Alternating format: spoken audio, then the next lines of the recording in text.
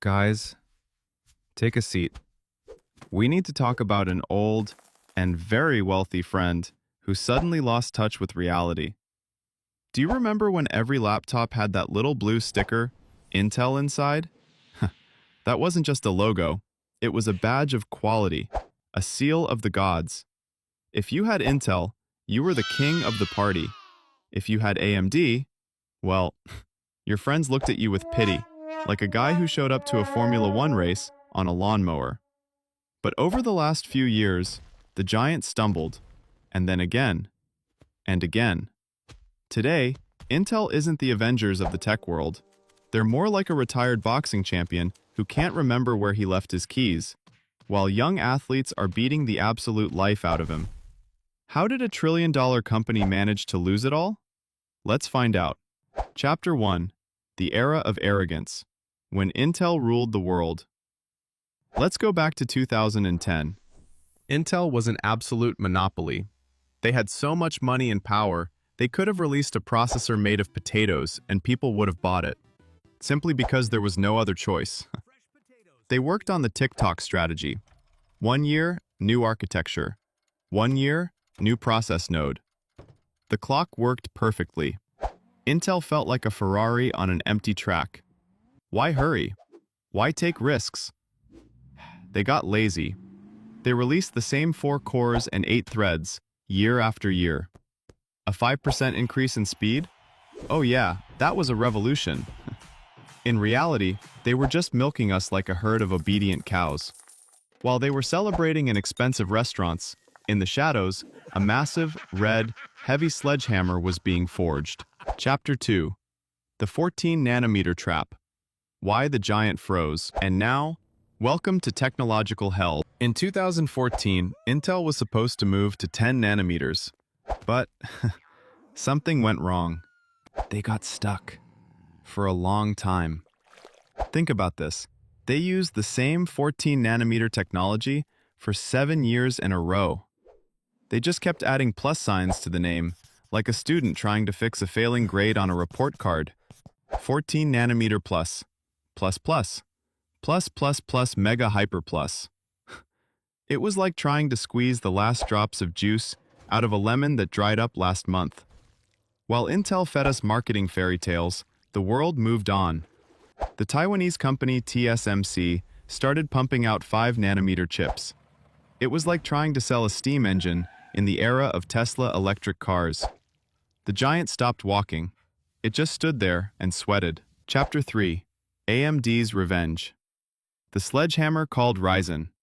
And then, Lisa Su enters the stage. 2017. AMD was on the brink of bankruptcy. They had just enough money in the bank for a bag of chips and a bus ticket home.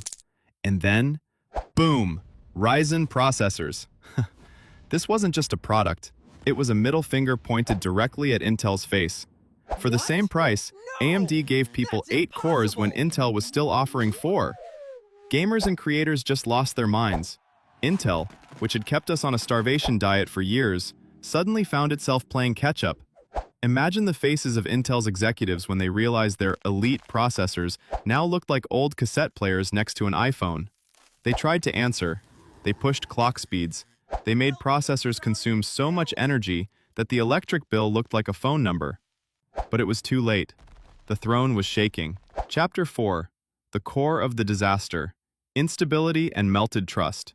But the real mess started recently, 2024 and 25. The 13th and 14th generations of Intel Core. Panther Lake. Sounds cool, right? Like a predator. In reality, this predator started eating itself. The processors started just dying.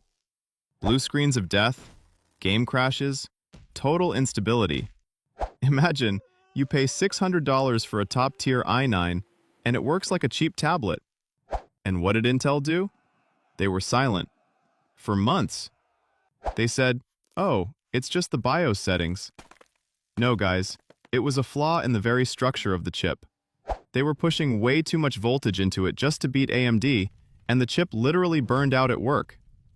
Trust is a tricky thing. It's hard to build, but very easy to turn into ash. And Intel handled that brilliantly. Chapter 5. Apple's betrayal and the ARM revolution. And then came the backstab that no one expected. Or did everyone?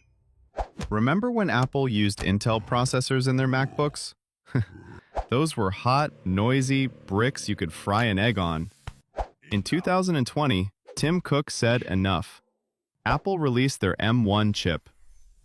This was a catastrophe for Intel. It turned out that the small ARM architecture, which used to be only in phones, could destroy powerful desktop processors in energy efficiency. Apple laptops started running for 20 hours on a single battery, while staying ice cold. Intel, meanwhile, was releasing ads mocking Apple. It looked like an old man trying to prove his rotary phone was better than a smartphone. Major clients started leaving. Microsoft, Google, Amazon, everyone started making their own chips. Intel was suddenly left alone in an empty room. Chapter 6, The Last Stand.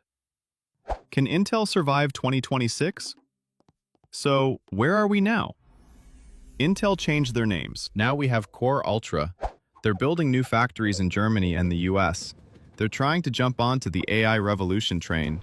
Will it help? There's a chance. But now they don't just need to do okay. They need to perform a miracle. Because the world isn't waiting for Intel anymore. The world is moving forward with NVIDIA, AMD, and Apple. Can the blue giant reclaim the crown? Or are we watching the slow sunset of a legend? Let me know in the comments. Do you still believe in Intel? Or is your next PC going to be on the red side? And if you think the CPU wars are brutal, wait until I tell you how NVIDIA turned from a company for gamers into the actual ruler of the planet that even Google is afraid of. Click the next video. It's going to get even hotter. See you there.